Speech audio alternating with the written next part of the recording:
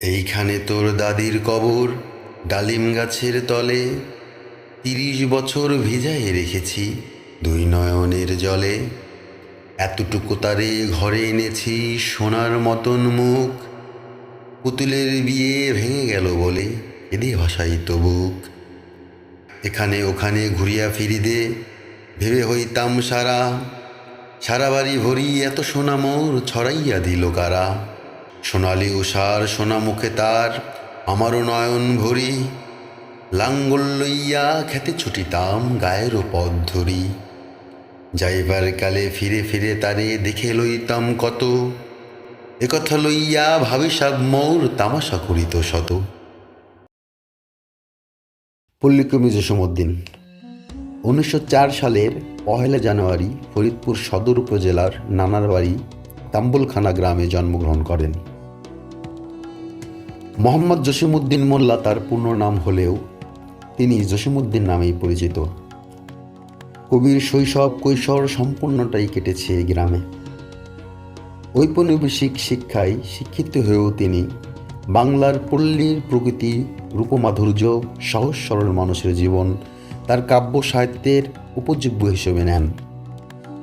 বাংলার পল্লী অঞ্চলে ছড়িয়ে রয়েছে বিশাল জনগোষ্ঠী, কৃষি যাদের প্রধান উপজীবিকা, তাদের মধ্যেই পল্লী কবির আবির্ভাব। জসীমউদ্দীনের বাল্যকাল, কৈশোর ও যৌবনের অনেকটাই কেটেছে পল্লীতে। সেখানকার মাঠে ঘাটে, নদীর তীরে, চরে, সাধারণ মানুষের মধ্যে। জন্মসূত্রে পল্লীর সাথে তার এই নিবিড় সম্পর্কের কারণেই তার কাব্যে প্রতিফলিত হয়েছে পল্লীর প্রকৃতি ও জীবন।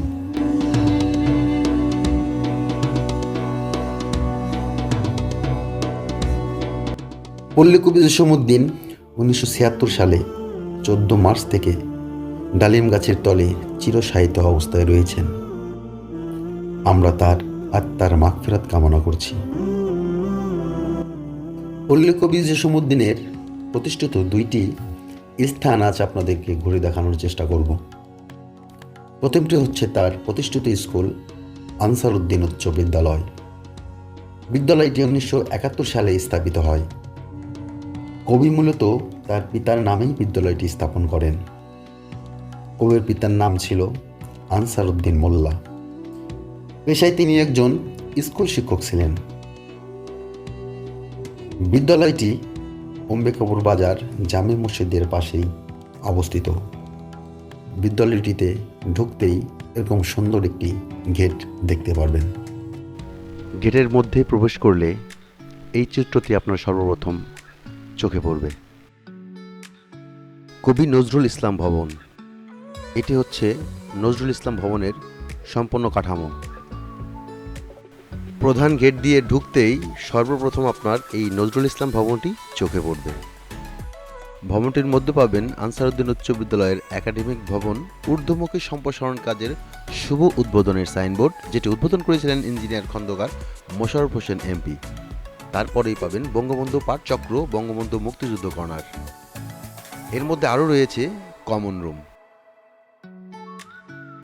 ভবনটির সামনেই পাবেন প্রশাসনিক ভবন, যেটা সামনে থেকে দেখতে অনেকটা এরকম। বিভিন্ন অ্যাঙ্গেল থেকে আপনাদের দেখানোর চেষ্টা করছি।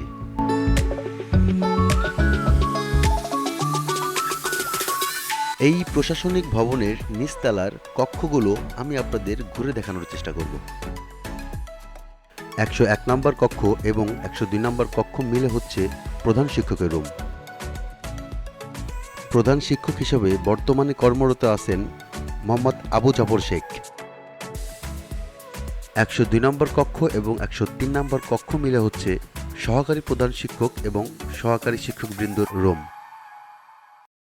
103 নম্বর কক্ষ হচ্ছে অফিস সহকারী রুম এবং সর্বশেষ 104 নম্বর কক্ষ হচ্ছে অফিস সহায়কের রুম। সিঁড়ি দিয়ে দোতলায় উপরে উঠলে পাবেন কম্পিউটার রুম এবং অন্যান্য ক্লাসরুম। সিঁড়ির পাশে বাইরের দিকে একটি ঘর দেখতে পারবেন। এটি হচ্ছে মোটরসাইকেল এবং বাইসাইকেল পার্কিংয়ের ঘর। এবার আসি কবি জসীমউদ্দীন ভবনের দিকে। ভবনটির সম্পূর্ণ কাঠামো দেখতে এরকমটা। প্রশাসনিক ভবনের ঠিক বিপরীত দিকেই ভবনটি অবস্থিত। সুন্দর এবং মনোরমভাবে ভবনটি দাঁড়িয়ে আছে। এই কবি জসীমউদ্দীন ভবনটি নির্মিত হয় 2021 সালে। ভিডিও ফুটেজ দেখানোর চেষ্টা করছি। নজরুল ইসলাম ভবনের সামনে দিয়ে এই রাস্তাটা এবং রাস্তার পাশেই ছোট্ট একটি নতুন বাগান দেখতে পাবেন। মূলত এই বাগানটির সামনেই জসীমউদ্দীন ভবনটি অবস্থিত। ভিডিও ফুটেজগুলো স্কুল বন্ধ থাকাকালীন ধারণ করা হয়েছে বিধায় এই জসীমউদ্দীন ভবনের মধ্যে ঘুরে দেখানো সম্ভব হলো না। এবার আসি মমতাজ জসীমউদ্দীন ভবনের দিকে। ভবনটি মূলত জসীমউদ্দীনের সহধর্মিণীর নামে নামকরণ করা হয়। প্রশাসনিক ভবন, কবি নজরুল ইসলাম ভবন এবং মমতাজ জসীমউদ্দীন ভবন, এই তিনটি ভবন হচ্ছে পুরনো। পরবর্তীতে এই জসীমউদ্দীন ভবন করা হলে কবি জসীমউদ্দীন ভবন এবং মমতাজ জসীমউদ্দীন ভবনের সাথে সংযুক্ত করে সংযোগ স্থল স্থাপন করে দেওয়া হয়, যেন ছাত্রছাত্রীরা এক প্রতিষ্ঠান হতে অন্য প্রতিষ্ঠানে সহজে যাতায়াত করতে পারে। 180 ডিগ্রি অ্যাঙ্গেলে সম্পূর্ণ প্রতিষ্ঠানটি এক নজরে দেখানোর চেষ্টা করছি।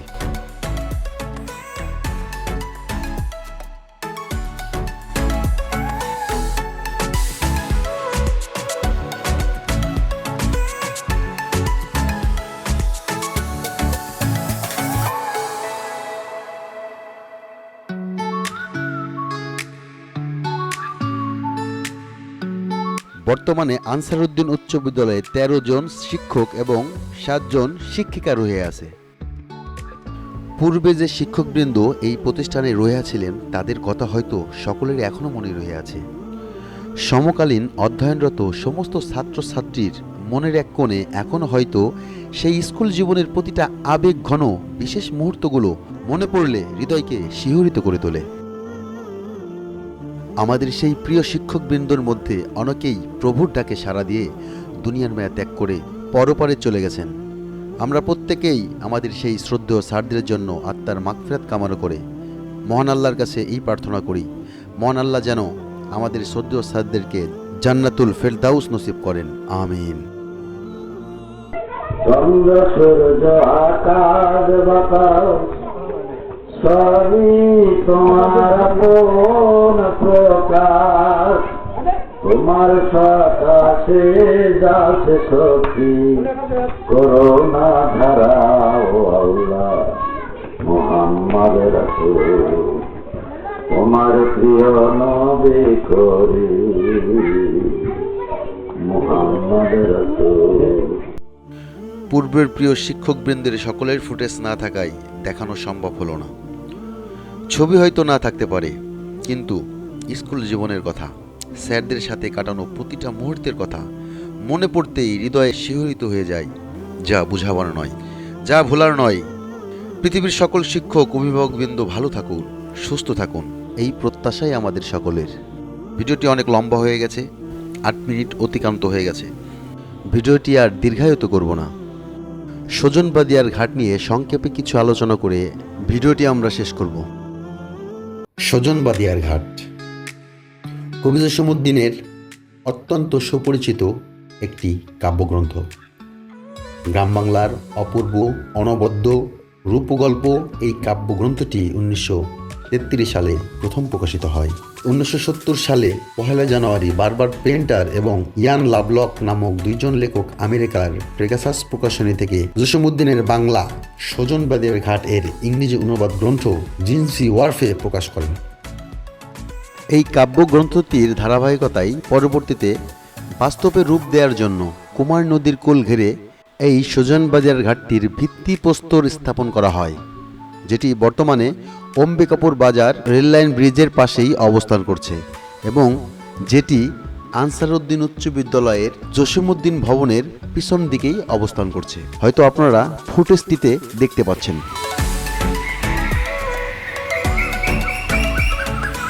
জসীমউদ্দীনের জীবনী, তার কাব্যগ্রন্থ এবং কবিতা কোনোভাবেই এই ছোট ভিডিওতে বলে কয়ে শেষ করা যাবে না, তাই ভিডিওটি দীর্ঘায়িত করব না। আর সকলে ভালো থাকুন, সুস্থ থাকুন, এই প্রত্যাশা করেই আজকের ভিডিও এখানে শেষ করছি। আল্লাহ হাফেজ।